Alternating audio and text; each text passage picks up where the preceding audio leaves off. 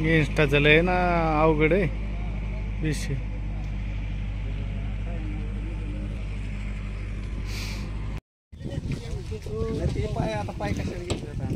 नमस्कार मित्रांनो, आज 31 डिसेंबर आणि उद्या नवीन वर्ष चालू होते. आता नुकतंच पुसेगावचं हिंद केसरी मोठ्या मानाचं मैदान पार पडलं आणि नवीन वर्षामध्ये सर्वात मोठं मैदान, मोठ्या बक्षिसांचं मैदान सुशील दादा आणि यांच्या नियोजनाखाली पार पडते मुळशी केसरी. तर या मैदानाचा आढावा आपण घेण्यासाठी आलो आहे मैदानावरती. तर आयोजकांशी आपण चर्चा करूयात. तर दादा नमस्कार. नमस्कार. तर मैदानाची तयारी कुठपर्यंत आली? पहिल्यांदा मैदानाची तयारी आता अंतिम टप्प्यात आलेली आहे. बर. 80% काम पूर्ण झालेले आहे. 80 ते 90% काम पूर्ण झाले. फक्त मांडवाचं काम राहिले, ते पण संध्याकाळी 6 वाजेपर्यंत पूर्ण होईल. तर आपल्या मैदानासाठी नोंद जी होती ऑनलाईन तिची काय अपडेट आहे आता लेटेस्ट? आता आत्तापर्यंत 300 गाड्या नोंद झालेल्या. 300. हो. बक्षीस आपलं मोठं असल्यामुळं थोडं आणि टोकन थोडं जास्त असल्यामुळं म्हणजे हां, टोकन आपल्या ह्याच्यानुसारच आहे, बक्षिसाच्या ह्याच्यानुसार. पण काही बारीक गाड्या येत नाहीत, तर त्यामुळे आपली 300 ची नोंद आतापर्यंत झाली. तर आपल्याला लास्ट नोंद कितीपर्यंत फायनलला घेऊ शकतो, म्हणजे आपल्या मैदानाच्या ह्याच्यानुसार? 6 वाजेपर्यंत शेवट 100 गाड्या आम्ही 6 वाजेपर्यंत 100 गाड्यांची नोंद होईल.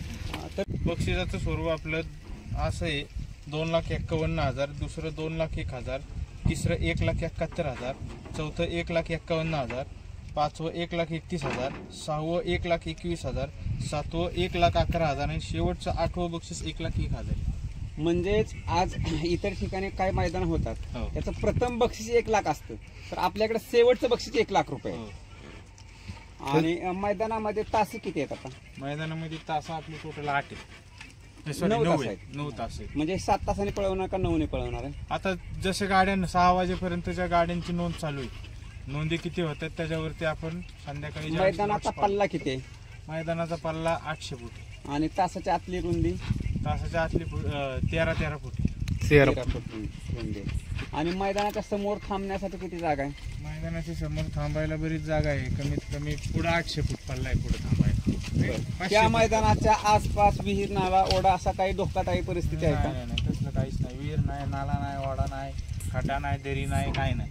बरं. ह्या मैदानात तुमचं ॲम्ब्युलन्सची सोय असेल का? हो, ॲम्ब्युलन्स. बैलांना आणि माणसांना पिण्याच्या पाण्याची सोय असेल का? हो आहे. काय टँकर वगैरे लावलेले आपण तिथे. बॅरिगेटिंग किती फुटापर्यंत असेल? बॅरिगेटिंग 600 फुटापर्यंत. आता हे सलग दुसरं पर्व आहे तुमच्या या मैदानाचं. त्यावेळेस पण ज्यावेळेस घेतलं त्यावेळेस पण 2 लाख पहिल्यांदाच सुरुवातीला एवढ्या मोठ्या स्वरूपात 2.5 लाख. हा, आणि पहिलं 1 लाखाचं मी घेतलं. हा, त्याच्या अगोदर तिसरं पर्व तिसरं आहे ह्या मैदानात. तर दोन्ही पर्वाला चांगला प्रतिसाद भेटला होता. आता गाडा मालकांना आणि प्रेक्षकांना काय आव्हान करचाल या मैदानासाठी?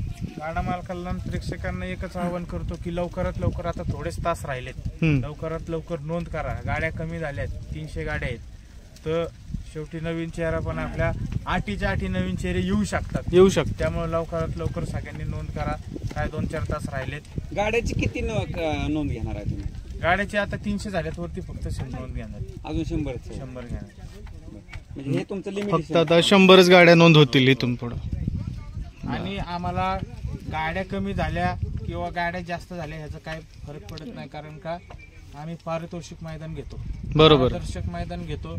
आम्हाला 10 गाड्या झाल्या तरी पण मैदान होणार आणि बक्षीस सगळ्यांना मिळणार. आणि बक्षीस गावरान बैलाला कुणाचा, आणि त्याचं फक्त एकाचं टोकन असेल तरी त्याला बक्षीस मिळणार. आम्हाला टोकनाची का त्या टोकनाच्या पैशाची वगैरे काय गरज नाही. काय घेण्याची. मैदानाच्या नियम अटी कशा? मैदानाच्या नियम अटी आता जे अखिल महाराष्ट्र भारतीय अखिल भारतीय बैलगाडा संघटना आहे त्यांनी ज्या नियम अटी लागू केलेल्या आहेत त्याच्यानुसार सगळ्या आपले होतील. मैदान आपलं सकाळी बरोबर 8 वाजता चालू होईल. तास पलटीला निकाल 1 तासात गेला तर काय तसं निकाल आहे. फक्त फाटी बदलली तर निकाल. म्हणजे जे अखिल भारतीय बैलगाडी संघटनेचे नियम आहेत ते नियमाला अनुसरून मैदान असेल. बरं. लॉट संध्याकाळी किती वाजता काढले जातील? 6 वाजता. 6 वाजता काढले जातील. म्हणजे 6 वाजता जेवढी गाडीची नोंद असेल त्यानुसार तुम्ही लगेच लॉट काढणार आणि ते लाईव्ह मध्ये असतील. बरं, ते संध्याकाळी त्याची लिंक पाठवली जाईल आपण.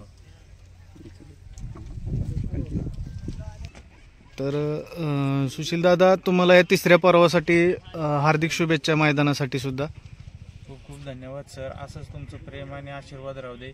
इथून पुढे आपल्याला बैलगाड्या मालकांना आणि गरीब शेतकऱ्यांना न्याय मिळवून द्यायचा आहे आणि ह्याच्यापेक्षा जास्त तुमच्या आशीर्वादाने ह्याच्यापेक्षा मोठं मैदानाची रक्कम ठेवावी अशी मी इच्छा करतो आणि धन्यवाद. धन्यवाद. काय दादा, आपण संध्याकाळी लॉट काढणार आहे हो. बरोबर आहे.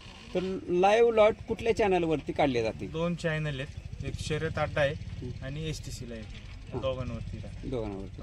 ओके, धन्यवाद.